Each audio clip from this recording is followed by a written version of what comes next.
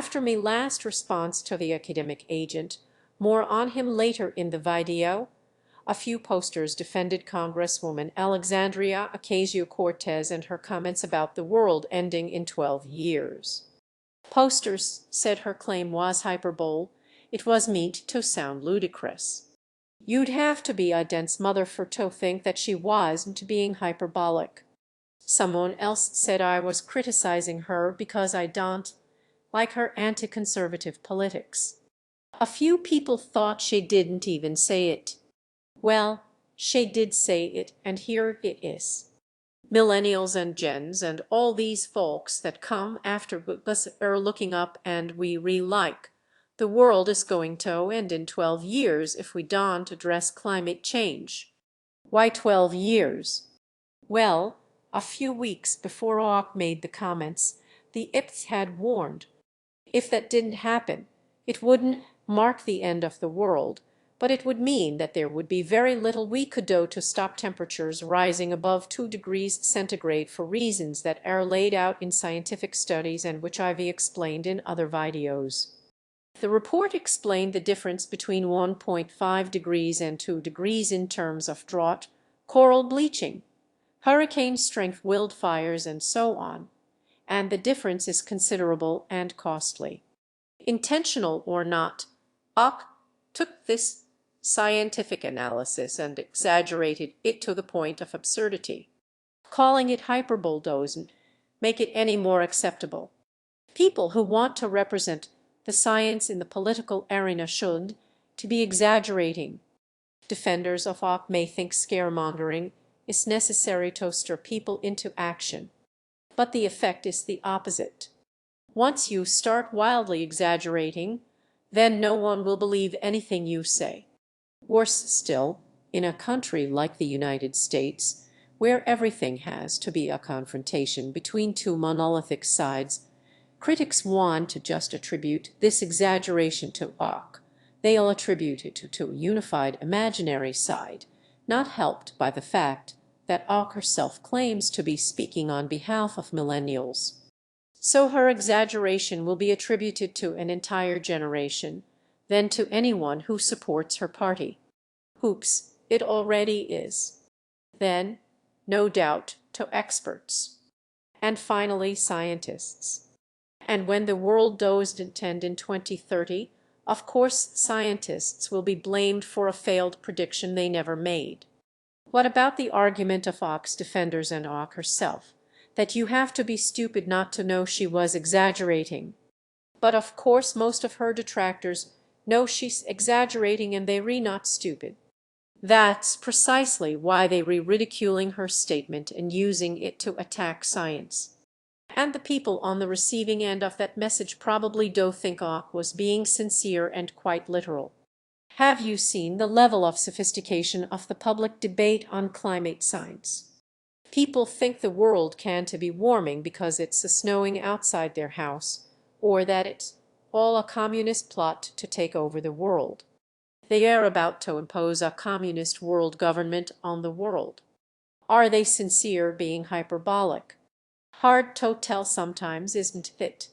This guy thinks global warming is a lie because heat is lighter than air, so anything hot will fall into space. So if you're going to start mixing scientific conclusions with hyperbole, then of course our bewildered public is going to confuse the two. It's not their fault, it's yours. Faced with a variety of extraordinary claims, how will ordinary people know which of these are wild exaggerations and which are the conclusions of scientific research? The answer is that they are all conclusions backed by scientific evidence. Isn't this reality not concerning enough that some people feel the need to embellish it? I'm sure I'll get a lot of posts from people saying the misrepresentations attacking climate science are far more numerous than those exaggerating it, and that may well be true, based on the fact that I have a hard time keeping up with the weekly avalanche of the former. And despite my requests, even critics of climate science have trouble finding examples of the latter, which is why just one exaggeration is so easily seized on and exploited. But the disproportion doesn't excuse it.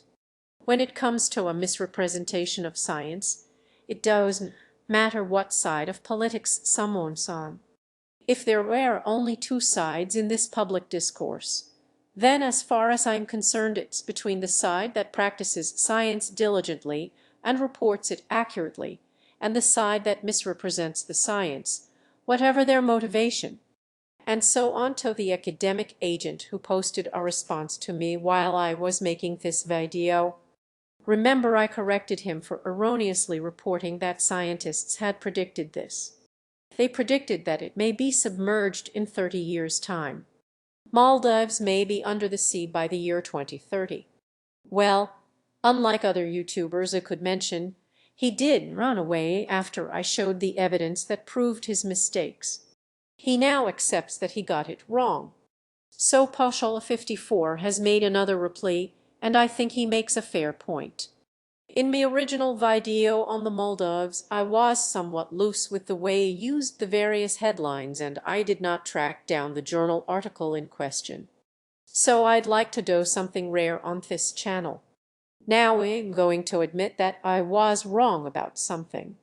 I was wrong in me first reply to Potholer that this is a case of the media hyping things up and misrepresenting scientists.